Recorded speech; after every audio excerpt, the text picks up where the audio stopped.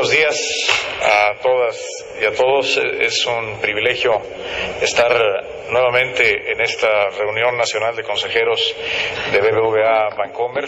Agradezco mucho a Bancomer esta invitación, como hemos tenido la oportunidad en años anteriores.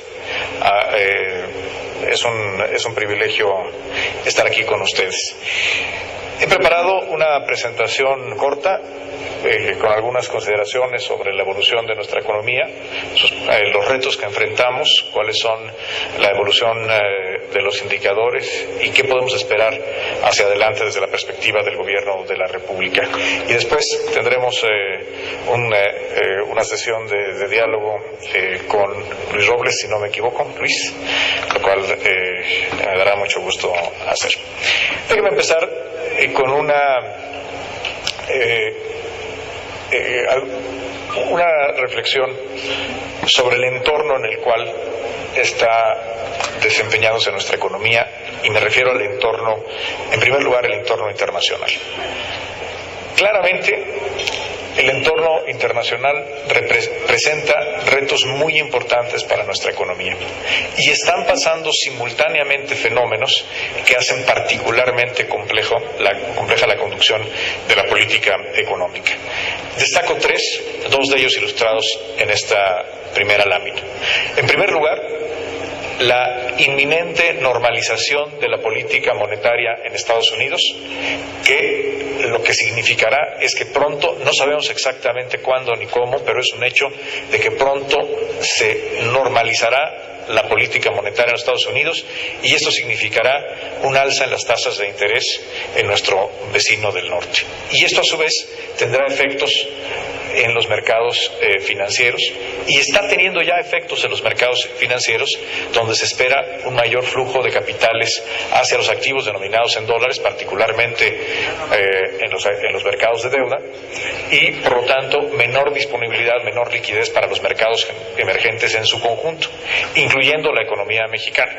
De hecho, el viernes pasado, cuando se dio a conocer un dato de empleo en los Estados Unidos mejor de lo que esperaban los mercados, esto de inmediato significó una apreciación notable del dólar frente al resto de las divisas del mundo, en virtud de que se anticipa que pronto se normalizará la política monetaria en los Estados Unidos.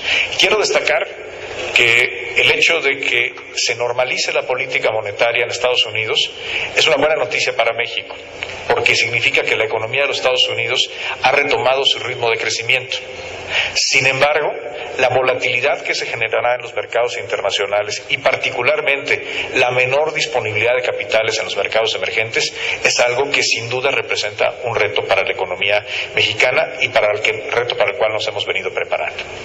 Este reto ocurre al mismo tiempo en el que se ha presentado otro reto también muy importante para la economía mexicana, que es una reducción muy importante en el precio del petróleo.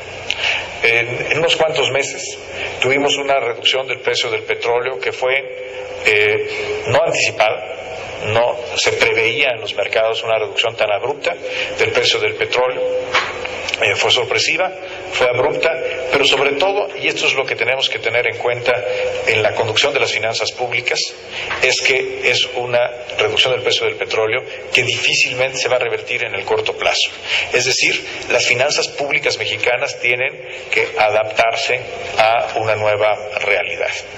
Quisiera yo destacar un tercer fenómeno que sin duda hace complejo el entorno internacional para México, que es el bajo crecimiento global. Todas las regiones del mundo están experimentando crecimientos menores a los que se preveían hace apenas unos meses, y esto, sin lugar a dudas, junto con la expectativa de mayores tasas en Estados Unidos, mayores tasas de interés en Estados Unidos, y un precio del petróleo que es menor al que estábamos acostumbrados a tener en los últimos años, representa un reto muy importante para nuestra economía. ¿Cómo estamos enfrentando este entorno internacional complejo? Fundamentalmente lo estamos enfrentando a partir de tres pilares. El primero, mantener los sólidos fundamentos macroeconómicos de la economía mexicana. Esto implica mantener finanzas públicas estables, sostenibles. Esto implica, por lo tanto, que ante la caída en el precio del petróleo hemos hecho ajustes para mantener la solvencia, la credibilidad de la trayectoria fiscal de México, particularmente mediante un ajuste al gasto público.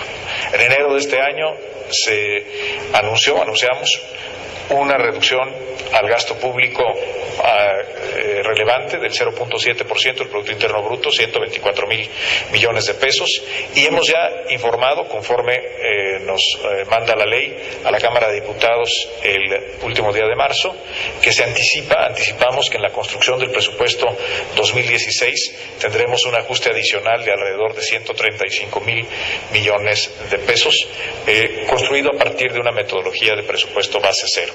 Es decir, ante la reducción de los ingresos públicos, el Gobierno de la República ha reaccionado no incrementando los impuestos ni incrementando la deuda, sino haciendo una reducción en el gasto del Gobierno federal. Es decir, es el Gobierno federal, no las familias, no las empresas mexicanas, quien se está apretando el cinturón ante esta coyuntura internacional. Y estos sólidos fundamentos en las finanzas públicas se complementan con una política monetaria autónoma, creíble, con una solidez notable del sistema bancario.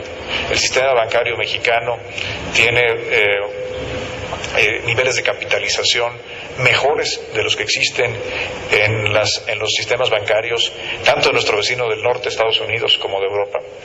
Y tenemos cuentas externas claramente que no representan una vulnerabilidad para la economía. Por ejemplo, el déficit en cuenta corriente en México claramente es muy inferior a lo que hay en otros países de América Latina, por ejemplo.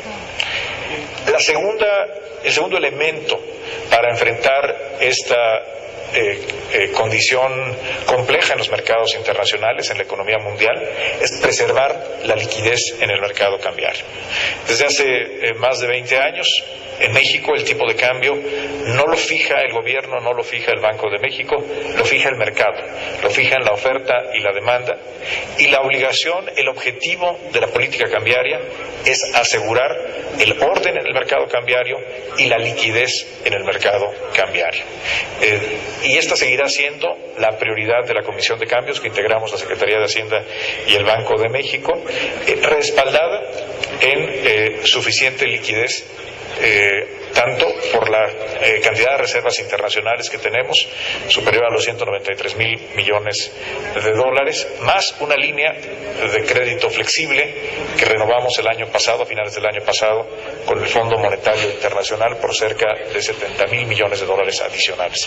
Es decir, tenemos la liquidez suficiente para garantizar el funcionamiento ordenado del mercado cambiario, aún en momentos de alta volatilidad que pudieran presentarse sobre todo ante los ajustes en la política monetaria en los Estados Unidos o en otras latitudes. Y finalmente, México enfrenta el complejo entorno internacional como uno de los países que tiene una de las agendas de transformación estructural, de reformas profundas más notable que existe hoy en el mundo. Las reformas estructurales, impulsadas por el presidente Enrique Peña Nieto y aprobadas por una amplia mayoría en el Congreso de la Unión, sin duda hoy posicionan a México como uno de los países que tiene mejores perspectivas de acelerar su crecimiento, de atraer inversión y de generar empleos. Y hoy es una prioridad fundamental de la Administración el implementar de forma oportuna, exhaustiva, las distintas reformas estructurales, las 11 reformas estructurales que se lograron en los primeros 2 años de la Administración, y sin duda hoy ya tenemos algunos resultados alentadores derivados de la implementación de estas reformas. Entonces, en resumen, es un entorno internacional complejo, marcado por inminentes alzas en las tasas de interés, reducción del precio del petróleo, bajo crecimiento mundial, pero México las enfrenta ratificando una conducción macroeconómica basada en la responsabilidad y en la estabilidad, asegurando la liquidez en los mercados financieros, particularmente el mercado cambiario, y continuando con la implementación completa, exhaustiva de las reformas estructurales. Esto ha representado que cuando comparamos cómo le ha ido a México en los mercados financieros respecto a otras economías emergentes en estos tiempos complejos, los indicadores son contundentes. Claramente los mercados internacionales en estos momentos de complejidad le han dado un trato más favorable a México que a otras economías con las que nos podemos comparar.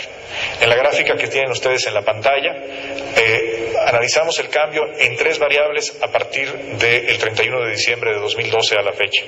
La depreciación del tipo del cambio frente al dólar estadounidense, el incremento medido en puntos bases en los bonos en moneda local a 10 años y los swaps de default crediticio a 5 años también medidos en puntos base. Como pueden ustedes ver, la depreciación del tipo de cambio en México frente al dólar ha sido 21%, claramente inferior a la observada en Indonesia, en Turquía, en Sudáfrica, por supuesto en Rusia o incluso en Colombia. Si nos comparamos, por ejemplo, con Brasil, la depreciación ha sido del 51%, en Colombia del 47%. Y lo mismo si vemos cómo se han incrementado las tasas o los rendimientos del bono local a 10 años, mientras que en México el incremento ha sido solamente de 88 puntos base. En otros países, por ejemplo, en Turquía ha sido 293 puntos base, en Brasil de 328 puntos base, y el mismo análisis lo podemos hacer en los swaps de default crediticio. Esto quiere decir que los mercados internacionales reconocen en la conducción económica de México, en sus fundamentos y en los cambios que están ocurriendo a partir de la agenda de reformas estructurales, una economía que tiene elementos que la hacen diferente, de diferenciación, es decir, frente a otros mercados emergentes. Adelante, por favor. Ahora, déjenme compartir con ustedes algunas cifras y algunas reflexiones en torno al desempeño de nuestra economía.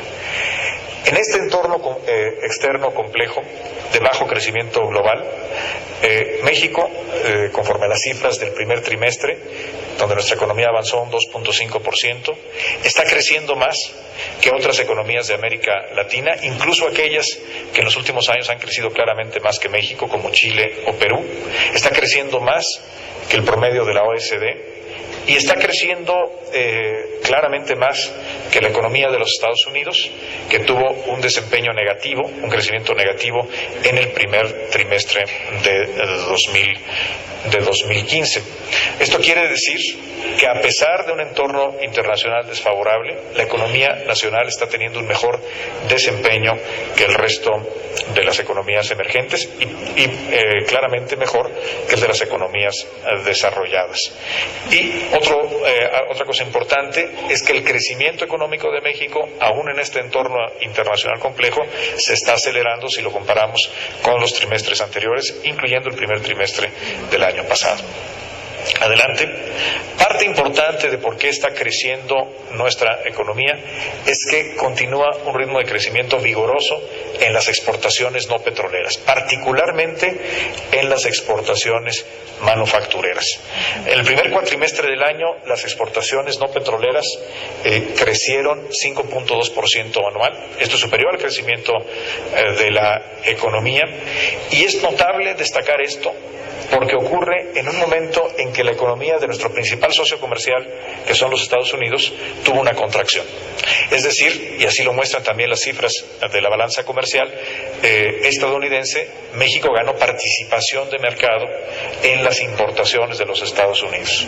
Esta es una cifra muy alentadora y que habla de la gran competitividad que se ha desarrollado en los últimos por lo menos 20 años, particularmente a partir de la firma del Tratado de Libre Comercio de América del Norte en nuestra industria manufacturera. Adelante.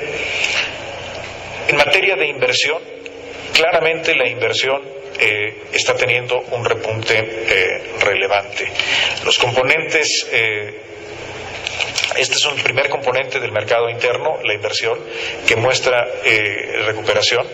La inversión, en marzo, el dato más reciente de la inversión fija bruta dado a conocer por el INEGI, muestra un crecimiento anual del 6.6%. Incluso si se elimina la estacionalidad, el crecimiento mes a mes de marzo a febrero, según el INEGI, fue un crecimiento notable en marzo del 4%.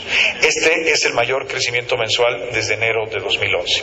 Es decir, uno de los determinantes de por qué empieza a acelerarse el crecimiento en México es que la inversión fija bruta, es decir, la inversión en maquinaria y equipo, en equipo de transporte y en el sector de la construcción está acelerando su crecimiento, está creciendo por encima de las tasas de crecimiento de la economía. Y un componente importante que explica esta evolución favorable es el comportamiento de la inversión extranjera directa, que en el primer trimestre de 2015 tuvo el mejor desempeño del que se tiene registro para un primer trimestre del año. Es decir, claramente la inversión, tanto doméstica como extranjera, está contribuyendo a dinamizar el desempeño de nuestra economía. Otro determinante importante ha sido el desempeño en la primera parte del año del mercado de trabajo, tanto en las cifras de creación de empleo formal, que tiene un crecimiento superior al 4% en los primeros meses del año, como en la disminución de la tasa de desempleo abierto. Y hay que destacar que la creación de empleos está dándose de manera balanceada, no está concentrada en un solo sector y está claramente ocurriendo en los distintos estratos salariales. Esta es una buena noticia que implica que el mercado laboral está adquiriendo fuerza y sin duda, junto con la disminución en la inflación, es uno de los determinantes que explican por qué estamos viendo cifras muy positivas en la evolución del consumo. Sobre la inflación, hoy en la mañana el INEGI nos dio una muy buena noticia. La inflación anual a mayo fue del 2.88%. Esta es la inflación más baja que se tiene en registro para México. Desde que se mide, desde 1970, que tenemos cifras mensuales de inflación, nunca habíamos tenido una inflación tan baja como la que hoy anunció por la mañana el INEGI, 2.88%. Esta cifra, que sin duda se refleja en el poder adquisitivo de las familias mexicanas, representa un claro testimonio del excelente desempeño de nuestro Banco Central, el Banco de México, que tiene como mandato constitucional único mantener el poder adquisitivo de la moneda. Claramente la autonomía del Banco Central y la acertada conducción de la Junta de Gobierno permite a México tener estos resultados. Y en segundo lugar, la política monetaria claramente encuentra el apoyo de las reformas estructurales que hoy empiezan ya a tener efectos concretos en el bolsillo de los mexicanos, en el bolsillo de las familias mexicanas y que son ya palpables en las cifras de disminución de la inflación. En primer lugar, la disminución en los costos de la telefonía, tanto fija como móvil para las empresas y para las familias, la eliminación de la tarifa de larga distancia nacional, todo ello se refleja en un menor costo de vida para las familias mexicanas, como lo muestran las cifras de inflación. Por primera vez en este año 2015, el año no empezó con un incremento en tarifas eléctricas para las familias mexicanas. Por primera vez, el año empezó con una disminución de tarifas eléctricas. Y si vemos las tarifas eléctricas para el sector industrial, las tarifas de alta tensión, por ejemplo, para la industria manufacturera mexicana, tienen una disminución de más de 30% al mes de mayo comparado con el mes de mayo del año anterior. Y finalmente, y esto es algo que se previó en la reforma hacendaria de 2013, una nueva política para fijar el precio de las gasolinas.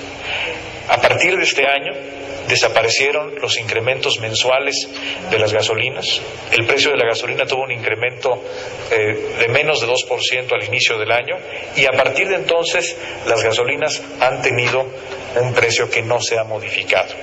Y no solamente son las gasolinas, es el diésel y es el gas LP.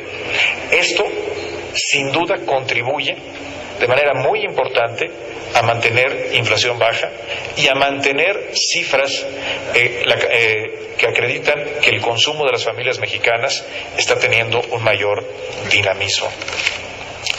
Esto es porque en el momento en que disminuye la inflación, los salarios reales de los trabajadores y el poder adquisitivo de las familias crecen. De hecho, la cifra que da a conocer la Secretaría del Trabajo sobre la evolución de los salarios contractuales es el crecimiento de los salarios contractuales, el crecimiento real de más del 1% en el primer cuatrimestre, es la mejor que se tiene desde el año 2002. Es decir, la disminución en la inflación y un buen desempeño del mercado laboral implican que los salarios reales se están recuperando y junto con los salarios reales el poder adquisitivo. Si vemos las cifras del mercado interno, claramente la confianza del consumidor ha tenido una trayectoria de recuperación en lo que va del año, y quiero llamar su atención sobre uno de los indicadores que está en la pantalla, que es la gráfica del lado derecho, que nos muestra la variación, es decir, la tasa de crecimiento de las ventas de vehículos en el mercado doméstico. Esta es una cifra que a veces pasa desapercibida, pero creo que es muy reveladora de lo que está ocurriendo en la capacidad de compra de las familias mexicanas y en la decisión de compra de las empresas. La tasa de crecimiento de vehículos en el periodo enero-mayo en el mercado doméstico fue de 20.8% anual. Es el crecimiento más alto que se tiene registro en el mercado doméstico, y sin lugar a dudas el hecho de que tanto familias como empresas estén tomando la decisión de adquirir un mayor número de unidades representa un voto de confianza en el desempeño de la economía personal, la economía familiar y la economía del país. Las cifras de comercio al menudeo claramente muestran una recuperación muy alentadora al inicio de este año. Entre enero y abril, las ventas reportadas por la ANTAD tuvieron un crecimiento a tiendas totales ajustado por inflación del 5.6%, mientras que a tiendas iguales muestran ya un crecimiento real del 2%.